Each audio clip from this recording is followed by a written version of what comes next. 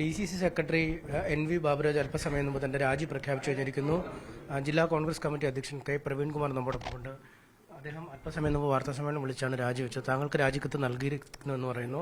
KPCC മാർഗരേഖ അട്ടിമറിച്ചു ഈ തെരഞ്ഞെടുപ്പിൽ കോഴിക്കോട് കോർപ്പറേഷനിൽ പലയിടങ്ങളിൽ നിന്നാണ് അദ്ദേഹം പറയുന്നത്. മാർഗരേഖ അട്ടിമറിച്ചിട്ടുണ്ടെങ്കിൽ അതിന്റെ പരിഹാരം രാജിയാണോ, മോദിയെ പ്രവർത്തലാണോ, BJP പ്രവർത്തലാണോ?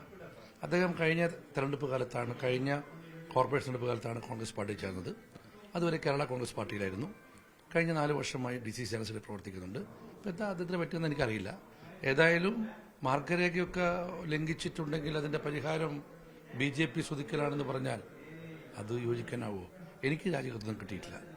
ഈ എരഞ്ഞിപ്പാലത്തെ സ്ഥാനാർത്ഥിയുമായി ബന്ധപ്പെട്ട് അവിടുത്തെ വാർഡ് കമ്മിറ്റി കുറച്ച് പേരുകൾ തരുന്നു, കോർ കമ്മിറ്റിയിലേക്ക് വരുന്നു. പക്ഷേ അതൊക്കെ അട്ടിമറിച്ച് മറ്റൊരു സ്ഥാനാർത്ഥി, കഴിഞ്ഞ കുറച്ച് നാളുകളായി പാർട്ടിയിൽ സജീവമല്ലാത്ത ആൾക്ക്, ആ വാർഡിലല്ലാത്ത ആൾക്ക് സീറ്റ് കൊടുക്കുന്നതാണ് അദ്ദേഹം പറയുന്നത്. ഈ രാജിവെച്ച ആള് കോൺഗ്രസ് പാർട്ടിയിൽ ചേരുന്നതിന് മുമ്പ് ശൈശവകാലം മുതൽ കോൺഗ്രസ് പാർട്ടിക്കാരനായ നിയോജകമണ്ഡല യൂത്ത് കോൺഗ്രസിന്റെ പ്രസിഡന്റ്, മുൻ ബ്ലോക്ക് പ്രസിഡന്റ്, ഇപ്പോൾ DCC എക്സിക്യൂട്ടീവ് അംഗമായ CP സലീമാണ് സ്ഥാനാർത്ഥി. അദ്ദേഹത്തിന്റെ സ്ഥാന പാരമ്പര്യമൊന്നും ആരും ചോദ്യം ചെയ്യേണ്ട. ഏറ്റവും നല്ല സ്ഥാനാർത്ഥിയാണ്. വാർഡിൽ നിന്ന് പേര് വന്നിട്ടാണ് കോർ കമ്മിറ്റി തീരുമാനിച്ചത്. നേതാക്കൾ ബൈപ്പാസ് ചെയ്ത അങ്ങനെ ഉണ്ടാവില്ലല്ലോ ഒരിക്കലും. ഒരു നേതാവിനും ബൈപ്പാസ് സാധിക്കില്ല. വാർഡിന്റെ താല്പര്യമാണ്. പിന്നെ വാർഡുകൾ സമ്മതിച്ചാൽ ഒരു വാർഡ് കമ്മിറ്റി സമ്മതിക്കാതെ പുറത്താളെ കൊണ്ടുപോയില്ല. ചിലപ്പോൾ ചില നേതാക്കളെ മത്സരം ഞങ്ങൾ ചോദിക്കും, അഭിപ്രായം ചോദിക്കും.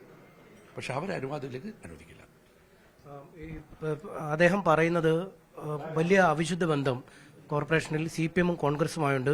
സമരങ്ങൾ പോലും ഈ പരസ്പര ധാരണയിലൂടെ അട്ടിമറിക്കുന്ന കാര്യം തനിക്കറിയാം എന്നൊക്കെയാണ് അദ്ദേഹം പറയുന്നത്. അത്തരം ആരോപണങ്ങളെ ഒരു DCC സെക്രട്ടറിയാണ് പറയുന്നത്. ഞാൻ അതിനൊന്നും മറുപടി പറയുന്നില്ല. ഞാൻ പറഞ്ഞില്ലേ, കഴിഞ്ഞ കോർപ്പറേഷൻ തെരഞ്ഞെടുപ്പ് കാലത്താണ് കേരള കോൺഗ്രസ് പാർട്ടിയിൽ നിന്ന് ഇദ്ദേഹം കോൺഗ്രസ് ചേർന്ന് അദ്ദേഹത്തെ DCC ജനറൽ സെക്രട്ടറിയാക്കി എല്ലാ പരിഗണനയും കൊടുത്തിട്ടുണ്ട്. ഇപ്പൊ അദ്ദേഹത്തിന് എന്താ പറ്റുന്നത് എനിക്കറിയില്ല. ഏതായാലും ഇതൊന്നും UDF-ന്റെയും കോൺഗ്രസിന്റെയും മുന്നേറ്റത്തെ ബാധിക്കില്ല. അതിശക്തമായ തോതിൽ കോൺഗ്രസും UDF-ഉം ഈ നഗരസഭ തിരിച്ചു പിടിക്കും. അദ്ദേഹം രാജിക്കത്ത് നൽകിയിട്ടില്ല എന്ന് പറയുന്നു. പക്ഷേ ഗുരുതരമായ പാർട്ടി അച്ചടക്ക ലംഘനമാണ് ഇപ്പോൾ. 100% നടപടിയെടുക്കും.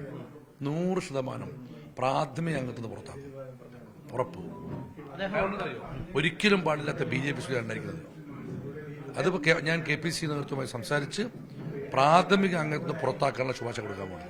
അദ്ദേഹം പറയുന്നത് വോട്ട് ചോരിയൊക്കെ പൊളിഞ്ഞു, 2 അക്കം കടക്കാൻ കോൺഗ്രസിന് ബീഹാറിൽ പറ്റിയില്ല.